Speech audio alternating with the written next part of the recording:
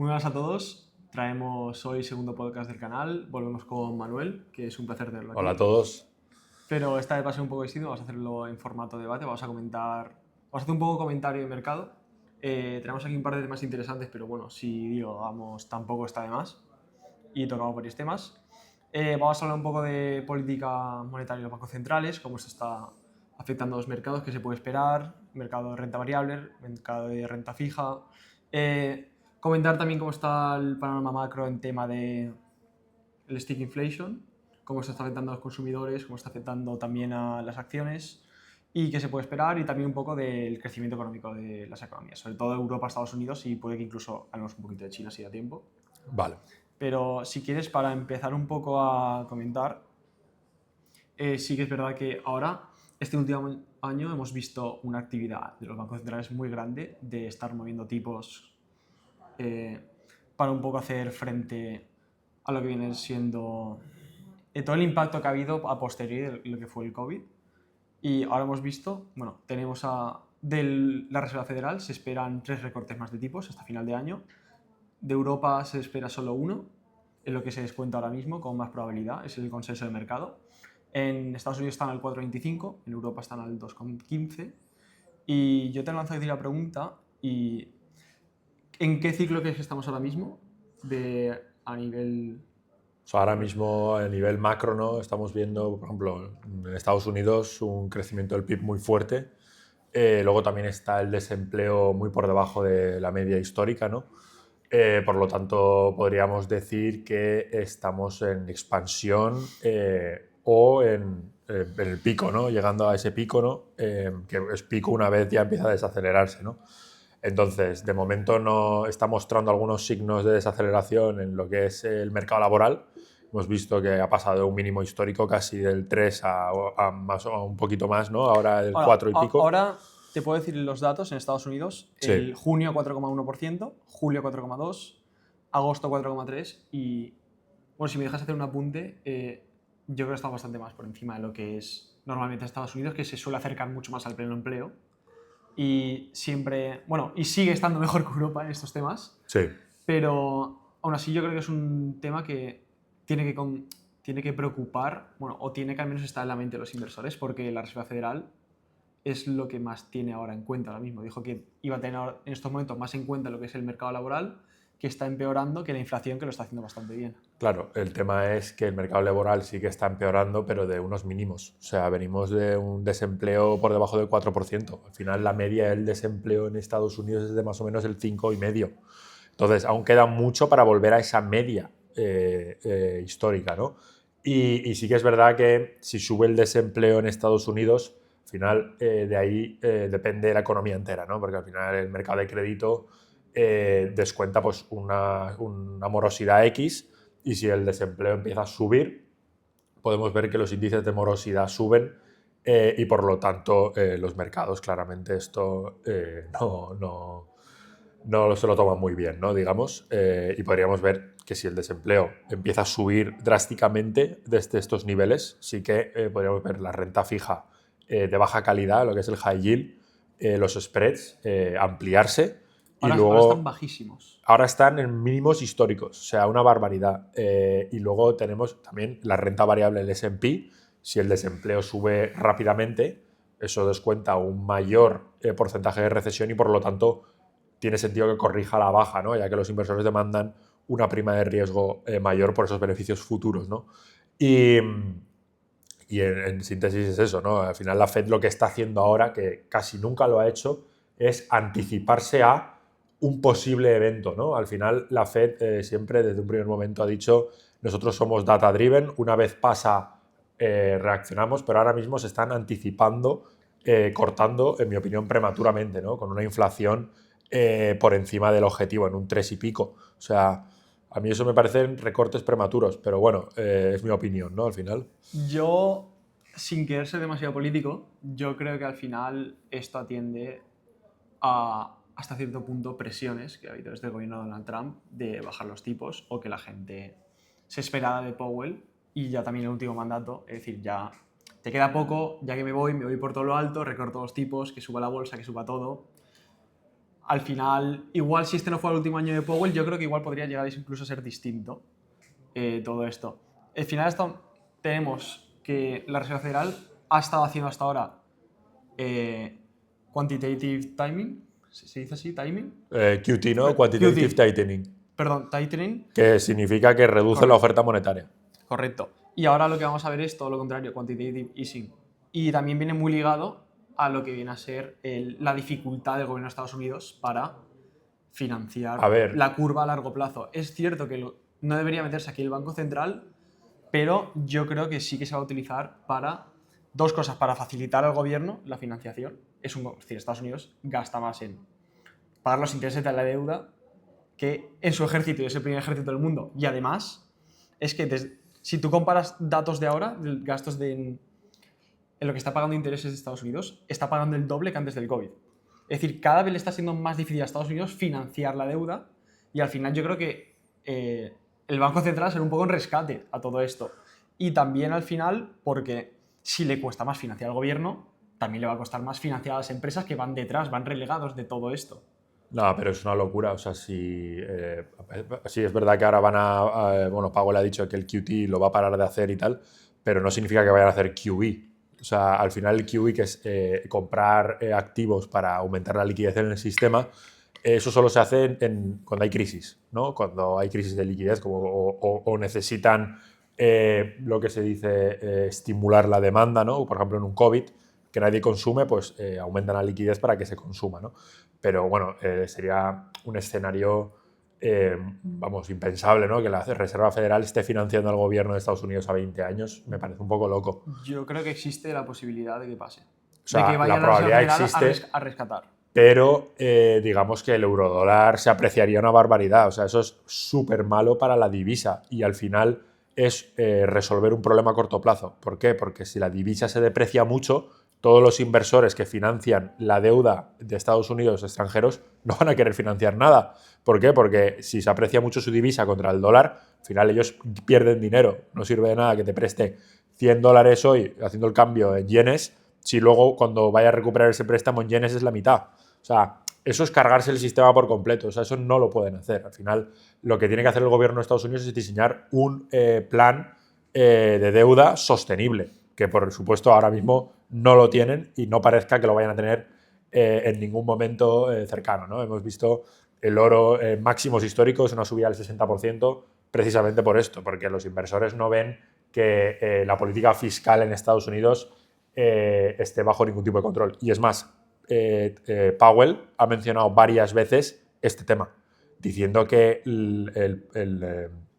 la trayectoria de deuda de Estados Unidos no es nada sostenible y que se tiene que hacer algo aquí, ¿sabes? Pero claro. Bueno, claro que se tiene que hacer. Otra cosa es que se está haciendo, pero es que yo creo que no se va a hacer y creo que de verdad, es decir, esta es mi apuesta, yo creo que de verdad sí que podemos incluso ver una ayuda del Banco Central a todo esto. Al fin, visto desde tanto el punto de vista del gobierno como el de vamos a abaratar el coste de financiación de las empresas a largo plazo. Por eso también es un problema para la economía. A ver, es una locura. Sí que es verdad que venimos de una financiación ultra barata, ¿no? Pero la financiación de ahora, que está más o menos en un 4, 4,5, es lo normal. O sea, el dinero históricamente ha valido muchísimo más de lo que vale hoy en día. Entonces, sí, ahora está mucho más alta que en el 2020, pero está por debajo de la media histórica, si lo vemos en contexto de a lo mejor de 1980 hasta hoy. Los tipos de interés están muy bajos aún y yo creo que aún podrían subir con todo. O sea, todo lo que hemos estado hablando es muy inflacionario. O sea, si realmente el Banco Central se pone a financiar al propio gobierno de Estados Unidos, eso es súper inflacionario. Pero al final, estando data-driven, la inflación está bajo control en Estados Unidos. Sí, hoy. Es decir, agosto 2,4, julio 2,1, junio 0,3. Yo la veo bastante fuerte. Me refiero que yo veo que se ha estabilizado. Bastante bien. Yo creo que está bastante bien. Pero está por encima del objetivo. Hay espacio para bajar los tipos. No, hombre, pero. A día de hoy. Pero y se espera que recorte 3. Pero si la Fed, el objetivo es un 2%. Y luego también controlar el desempleo. Estoy ¿vale? muy cerca del 2%. Ya. Sí, pero está muy cerca, pero no está en el 2%. Se ha quedado en un 3 y un 3 anualizado es muchísimo más que un 2 anualizado a largo plazo. O sea, es una barbaridad. y la inflación es destructiva, destruye el tejido económico. O sea, al final va a haber Yo no te digo que no. una revolución en Estados Unidos. La gente ya no puede ni comprar con el sueldo. O sea, es una barbaridad lo de la inflación. Yo creo que está más bajo control de lo que tú dices ahora mismo. Y creo que el hecho de que esté hasta cierto punto bajo control es lo que le va a permitir también justificar los recortes de tipos, que lo está justificando por la vía del desempleo. Sí, porque por el día de la inflación no los puede justificar, porque sigue estando por encima y el tipo real, ¿no?, que se dice de lo que es, digamos que ahora el tipo de interés en Estados Unidos están al 4,25 y la inflación al 3 y pico. Vamos, hay muy poco margen de interés real, o sea, el ahorrador realmente está muy poco incentivado a ahorrar para reducir esa inflación, ¿no?, con tipos tan bajos. Ahorrar en bonos. Claro, ahorrar en bonos, pero... Porque ahorrar en bolsa, el americano que ha estado ahorrando en bolsa se pega unos años muy buenos. Sí, se ha pegado unos años muy buenos, pero el dólar, digamos, ha depreciado una barbaridad. O sea, Sí. también hay que verlo así. Eso lo podemos comentar luego. No vamos Y luego tanto hay un a bolsa. riesgo. Hay riesgo. O sea, al final yo te hablo de ahorros a corto plazo, ¿no? Que es lo que también mueve la inflación, es a un año, etcétera. Cómo se mide la inflación de año en año.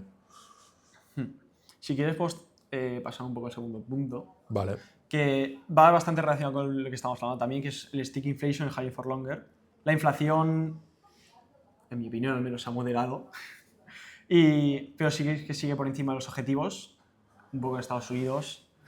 En Europa sí que estamos también un poco por encima del objetivo, septiembre 2,1, agosto 2,2, julio 2,1, muy cerca del 2%. En Europa. En Europa. Y en Estados Unidos, lo que yo te decía, 2,4, 2,1. Vale. En Europa el tema es que la inflación también, en el cálculo que me estabas dando en ese dato, se incluye también la energía. Sí. ¿No? Y la energía hemos visto este último año que ha bajado una barbaridad. Entonces, si miramos la inflación subyacente en la eurozona, está en un 2,3. Bueno, ahora mismo un 2,4, ¿no? Y al final, porque es mejor, en mi opinión, mirar la subyacente, porque te excluye comida y elementos como comida y energía que son muy volátiles, ¿no? Tú quieres ver realmente la tendencia de la inflación subyacente. Por ejemplo, cuánto te cuesta tu casa, cuánto te cuesta el alquiler, etcétera, ¿no? La sanidad, tal. Y ahí sí que te muestra, está por encima, está en un 2,4. El objetivo del ECB es un 2. O sea, la inflación en Europa está más o menos controlada o más controlada que en Estados Unidos, pero sigue estando por encima del objetivo. Pero Y encima... ¿el Banco Central Europeo con qué dato toma la decisión? Sí, lo mismo, con desempleo y con inflación. El tema es que el tipo de interés en Europa ya es un 2 a corto plazo y estamos en un 2,4 de inflación subyacente. O sea, la inflación está por encima de lo que está pagando el Banco Central Europeo. Tiene muchísimo menos margen que en Estados Unidos para recortar en Europa. Eso por supuesto. Y subir tipos no lo van a hacer porque la economía no va tan bien como Estados Unidos. O sea, eso está fuera de la mesa, digamos. A ver, ahora que comentas esto, podemos decir las cifras de crecimiento del Producto Interior Bruto. Claro. Estados Unidos, el primer quarter era un más 0,6. El quarter 2 ha sido más 3,3. Muy fuerte Estados Unidos. Europa, un poco más rezagados. Quarter 1, 0,6. Segundo quarter, 0,1. Al final, no entra con bastantes ganas un recorte de tipos aquí en Europa para el Producto Interior Bruto. Pero también quiero hacer un comentario de lo que decías tú al final. Yo creo que es importante tener... Es decir, es verdad que este dato puede venir dopado de que el precio de energía ha bajado y que la subyacente al final puede reflejar una cosa un poco distinta, pero nada más lejos de la realidad. Si la inflación ha bajado porque ha bajado la energía, eso también repercute en el consumidor y el consumidor al final es un conjunto de todo. Sí, pero digamos que la energía, igual que te ha bajado este año, te sube el año que viene. Y sí, obviamente repercute en el inversor, ¿no? Al final, energía es un componente enorme. Si tú gastas menos en gasolina, tienes más para el resto. Y eso lo que hace es aumentar el crecimiento económico, ¿vale? Pero claro, eso es muy volátil. Al final, lo que intentas ver es la tendencia subyacente de lo que es la inflación. Y otra cosa que tiene la inflación es que una vez suben los precios, no los bajas. O sea, es muy difícil bajar precios al no ser que venga una recesión o lo que sea, ¿no? Entonces hay que tener muchísimo cuidado con eso. Y es eso, ¿no? Al final el Banco Central Europeo, en mi opinión, está atado de mano. O sea, no puede bajar tipos más, ¿vale? ¿Más que una vez? Yo creo que no va a bajar más. O sea, es que lo tiene muy complicado para bajar tipos. O sea, el crecimiento económico de Europa, que es lo que mencionábamos antes, es inferior al de Estados Unidos. Eso por supuesto, de largo. Pero porque los tipos de interés en Europa son muy bajos ya. O sea, un 2% es súper barato. O sea, es súper bajo el contexto histórico. O sea, entonces, el problema no es que los tipos de interés estén altos o bajos. El problema en Europa, en mi opinión, es la legislación, que es muy difícil innovar con la cantidad de regulación que hay en Europa, a diferencia de Estados Unidos. Por eso hay ese motor de crecimiento, porque es que, digamos que son filosofías completamente diferentes, ¿no? Y de ahí vemos. Pero claro, ahora hay que ver qué está en precio, porque hemos visto que Europa este año va un 12 arriba, Estados Unidos va un 3 en euros. ¿Por qué? Porque Europa, el mercado descontaba que iba muy mal y ahora va mal.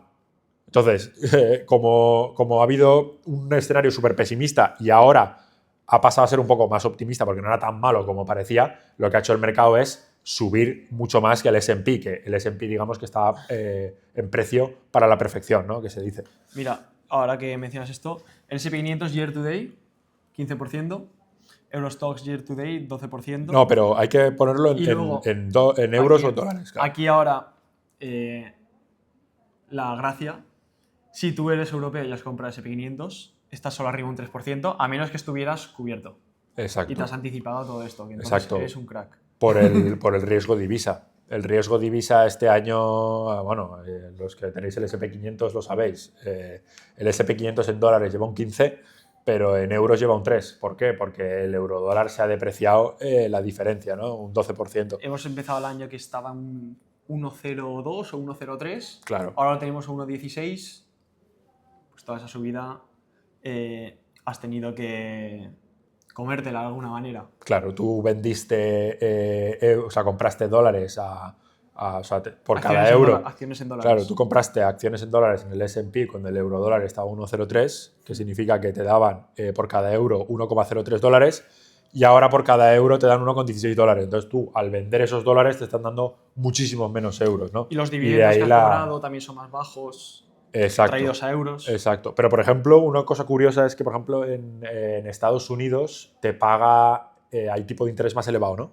Digamos que la Fed ahora mismo te paga un 4,25 frente a un 2% del ECB. Entonces dices, mira, si el tipo de cambio se mantiene constante, a mí me conviene invertir en renta fija estadounidense porque me genera el doble de rendimiento, ¿no?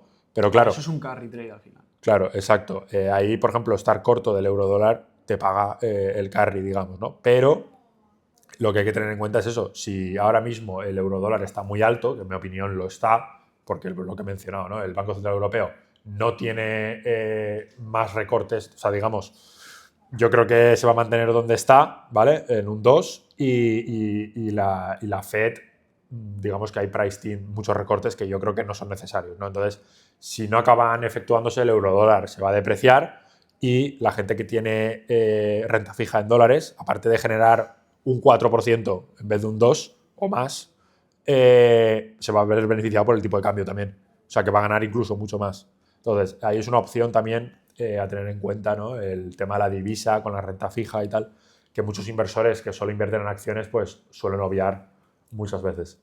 Estas oportunidades. Exacto. Por desconocimiento. También queríamos hablar de los earnings. Quiero comentar. Quedan muchas empresas por salir durante esta semana de earnings, pero a mí me han parecido muy interesantes los bancos americanos. JP Morgan, Goldman Sachs están fuertísimos. Luego también las empresas del S&P 500, los Magnificent Seven. Los que han reportado hasta ahora están bastante fuertes. Y al final, todo esto que estamos hablando del price to earnings, que si están demasiado caros, ¿puede ser que estén caros? Sí. ¿Que están dando unos earnings bastante buenos? También. Entonces, ¿hay riesgo de burbuja? Es complicado decir y es incluso más complicado defender si los earnings siguen siendo tan buenos por lo general. No digo que no exista el riesgo, pero que al final cada vez que se reportan earnings si son tan fuertes, ¿no? ¿Cómo lo ves? Sí, no, al final ahora mismo sí que los bancos estadounidenses están carísimos, ¿no? Si lo miramos en contexto histórico, están cotizando a un PER enorme, ¿no? Que al final, si sacas, haces el inverso del PER, te sale lo que gana el accionista, el earnings yield, ¿no? Que se llama, por cada euro que invierto, cuánto me genera, ¿no? En equity, en patrimonio neto, en ese crecimiento. Pues ahora mismo está en mínimos. ¿Pero por qué? Pero porque está creciendo a un ritmo muy elevado, ¿no? Entonces el mercado te está metiendo eso en precio. Que si miras el forward, pues el PER forward pues igual está bastante más por debajo por las expectativas que hay. El tema es, si compras bancos ahora es porque crees que las expectativas van a ir a más, ¿no? Porque si van como se espera el mercado, digamos que está en precio.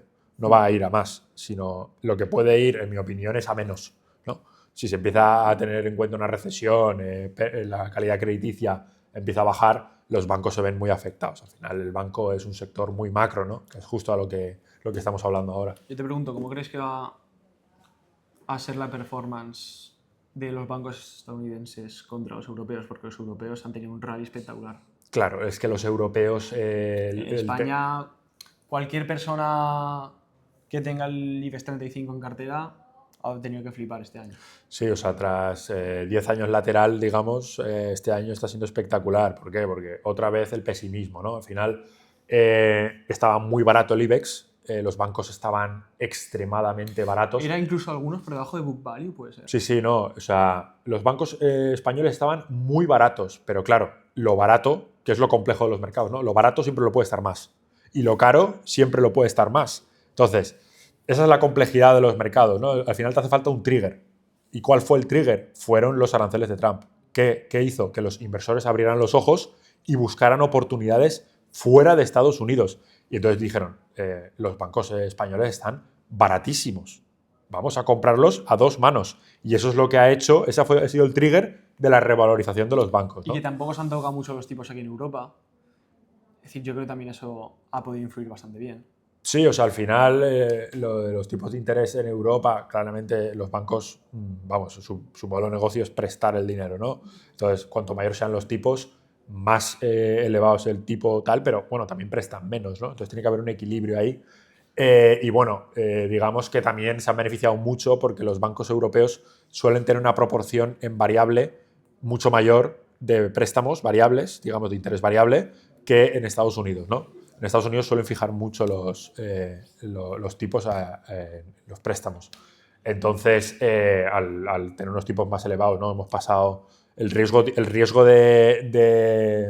tipo de interés, los bancos europeos lo han gestionado muchísimo mejor que los americanos en ese sentido. Y bueno, tienen un balance, digamos, un poco más saneado, ¿no? Digamos. Entonces, claro, entre que Trump se empezó a poner aranceles y la gente perdió un poco de confianza en Estados Unidos y querían diversificar un poco, pues claramente los bancos se han visto muy beneficiados de este evento.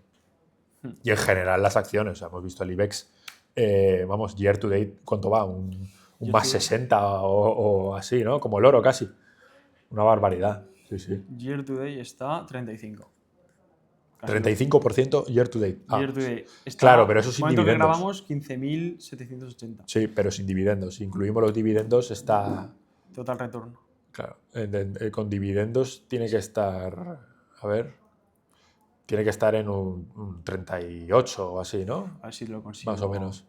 Pero vamos. Sí, bueno, por ahí, menos de un 40%, que es una barbaridad, ¿no? O sea, si lo comparamos al S&P, le está sacando un 37% de alfa, ¿no? De exceso de retorno en este caso. Aquí todo el mundo que...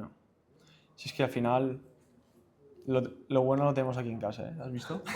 Sí, a ver, el tema es el timing, ¿no? O sea, estaba muy barato, pero ¿qué va a hacer que los inversores se den cuenta de que está barato? Porque ese es el gran problema del value investing, ¿no? Sabes que la empresa está muy barata, pero eso díselo al comprador. Porque al final el que te va a comprar la empresa es otra persona. O sea, tú compras porque está barato, pero el que te tiene que reconocer el valor es el otro. Entonces véndeselo. Bueno, si quieres podemos ir tocando 36%, un poco más, un 2% más. Sí. Si quieres podemos ir tocando el último tema. Vale. La divergencia entre el crecimiento económico en Estados Unidos y Europa. Estados Unidos parece estar mucho más fuerte. También menciono China, aunque si quieres puedes hablar tú más de China. Yo no estoy tan puesto en la economía china. Pero vamos, lo hemos tocado ya un poco por encima, que al final Europa está mucho más rezagada que Estados Unidos. Y luego esto, ¿cómo crees que puede afectar al mercado de renta variable? ¿Crees que al final todos estos múltiplos o todas estas estadísticas que estamos viendo de que si el indicador Buffett, que si está cotizando muchísimo más alta, el SP500 que lo que es el GDP, el PIB de Estados Unidos. Sí. ¿Sí? Sí, o ¿Qué sea, opinión hemos tienes visto aquí? ese gráfico circulando, ¿no? El indicador de Warren Buffett que dice que si dividimos el market cap entre el Producto Interior Bruto de Estados Unidos, ¿no? Pues ahora mismo está casi en máximos históricos. ¿Qué quiere decir esto? Que relativo a el presente, al crecimiento económico presente, el mercado está descontando pues, un escenario muy optimista, ¿no? Pero volvemos a lo mismo.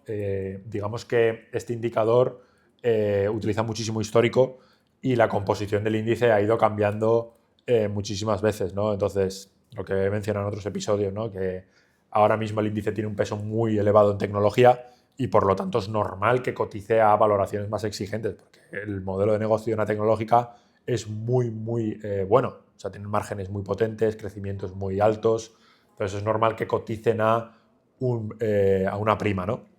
Entonces, sí, hay que tener en cuenta esos indicadores, pero si lo hubieses tenido en cuenta a principios de año estarías perdiendo mucho dinero. O sea, sí, está caro, pero eso no te quiere decir que no lo pueda estar más. O lo mismo, China está muy barata. O sea, China en términos de tecnología muy equiparable con Estados ¿No Unidos. crees que pondera mucho el riesgo político también esas empresas? Que pasen cosas como que los CEOs desaparecen, Por que supuesto. que no ha pasado. Por supuesto, el riesgo claramente de país en China es muy elevado, claro. O sea, China tiene un crecimiento económico de más del 5%, ¿vale? Y ya está desacelerándose, o sea, sí es un 5, pero la tendencia es que la segunda derivada ya está, la primera derivada ya está empezando a ser negativa, digamos, ¿no? De ese crecimiento, que bueno, es la segunda del GDP. Pero bueno, entonces, sí, China tiene mucha tecnología, muy equiparable a Estados Unidos, tiene, digamos, una demografía pues, potente, ¿no? Mucha mano de obra, digamos. Pero bueno, también está teniendo un par de problemas por ahí también y claramente el riesgo de fiscal, ¿no? De la política, ¿no? Que al final no es una democracia China. Digamos que la ley es lo que dice el político de turno, ¿no? Entonces los inversores claramente ahí están en una clara desventaja. No vas a invertir en un sitio donde no hay leyes, no hay ningún tipo de control ni nada. Entonces claramente la prima de riesgo aumenta y por lo tanto las valoraciones bajan, ¿no? Y esa es principalmente la penalización de China, porque China podría ser de los mercados más grandes del mundo, ¿no? Al final están en todos lados y producen una barbaridad de productos, servicios y son uno de los principales motores a nivel mundial del crecimiento. Además, también comentar que no sé cuál es el indicador correcto allí, pero el equivalente a la M2 en China estos últimos años, la expansión monetaria que ha habido en China es una barbaridad. Y también lo ha sido en Estados Unidos, ha sido en Europa, pero yo creo que en China muchísimo más. Y eso al final también Claro. se ha notado, porque sí que es verdad que hace un año, pues más o menos, había campanas que decían no, recesión o no están terminando de salir tan fuerte como se hubiera esperado desde el COVID, como que le han levantado cabeza, pero parece que toda esa expansión monetaria que había allí les ha ayudado a... Claro, tú piensas que China depende muchísimo de Estados Unidos, de sus exportaciones a Estados Unidos. Y si ahora te viene Trump y te pone unos aranceles del 100%, pues claramente ellos tienen que estimular su economía para que no se destruya, ¿no? Digamos, todo lo que tienen montado, ¿no? Porque si de repente de la noche a la mañana te cortan los ingresos a cero, todos los trabajadores que tienes que pagar, vamos, te quiebra la empresa en 2 días. Entonces, ahí tienen que hacer ciertas cosas para evitar este tipo de escenarios, ¿no? Con la volatilidad pues, que está metiendo todo el tema de Trump en la economía. Y luego, por otro lado, tú piensas que si Estados Unidos de la noche a la mañana le pone unos aranceles del 100% a China, China el único mecanismo que tiene de defensa es devaluar su moneda un 50%. O sea, la única manera para que, cobramos lo mismo en dólares y cobramos lo mismo en nuestra moneda. ¿Por qué? Porque me has metido el arancel, yo te pago la mitad a Trump, la otra mitad para mí, pero yo sigo cobrando lo mismo en renminbi porque se ha depreciado un 50%. Y puedo seguir pagando a mis empleados. O sea, es el único mecanismo que tienen realmente contra los aranceles. Y bueno, Trump ya dijo que, bueno, Trump obviamente ya se sabe este mecanismo, ¿no? Y ha dicho, como devaluéis vuestra moneda, os seguiré incrementando los aranceles. Y al final, cuanto más devalúas una moneda, al final pues tienen efectos muy negativos, ¿no? A ver, la bolsa sube, O sea, es fácil. pero tu ahorro baja. es Modo tu fácil capacidad. de evaluarla, pero luego es difícil darle valor, ¿no? Que se dice. Entonces, ahí hay problemas. Pero bueno, Todo eso esto es al así. final es oxígeno para el oro. Sí, esto, todo lo que es incertidumbre y tal, todo eso va a hacer que el oro siga subiendo muchísimo, ¿no? Porque al final es el único refugio, digamos, fuera del control de toda la política monetaria y fiscal totalmente lunática, ¿no? Que Y estamos el, viviendo hoy en día. y el Bitcoin. No sé si tú lo ves así, pero yo creo que el Bitcoin también. Y si quieres, por ir cerrando ya, última pregunta, que esta te la hace un poco más a ti. Bueno, hemos visto que el oro lleva un año, ¿cuánto era year to day? ¿40%? ¿Era más o menos? Lleva un 44 en euros 44. y un 60 en dólares, o sí, sí. Se ha metido una castaña del 5%. Bueno, el oro ha bajado un 5%. Ahora hay gente diciendo, entrando en pánico, que si ya se ha acabado el bull run del oro, que si ya no tiene más sentido comprar el oro, que si está demasiado crowded el trade. ¿Cómo lo ves tú? ¿Es Sí, momento para recomprar? sí, hemos visto que acaba de caer el oro un 5% en un par de días y bueno, justo he publicado un artículo basado en datos, ya sabéis que a mí me gusta mucho analizar datos para evitar cualquier tipo de opinión, ¿no? Basarme pues en datos. Y yo he analizado pues 5 periodos históricos similares que han tenido, el precio del oro ha tenido un comportamiento similar al plazo de un año, ¿no?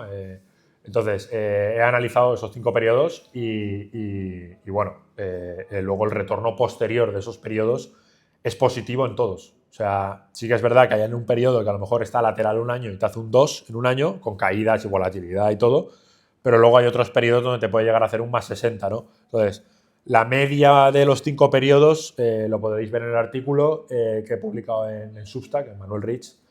Me buscáis y ahí veréis pues, todo el desglose de qué pasó, ¿no? Hay que entender sobre todo el contexto. ¿Qué pasó históricamente? ¿Qué es lo que movía el precio del oro? Y si se asemeja realmente a lo de hoy y si lo de hoy va a continuar siendo, ¿no? Y si continúa siendo, pues el oro seguirá subiendo.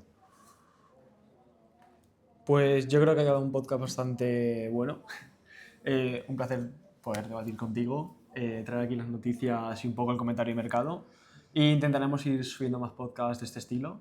Y si os gusta, pues cuanto Muchísimas más gracias, mejor. Guillermo. Y gracias a todos por vuestra atención.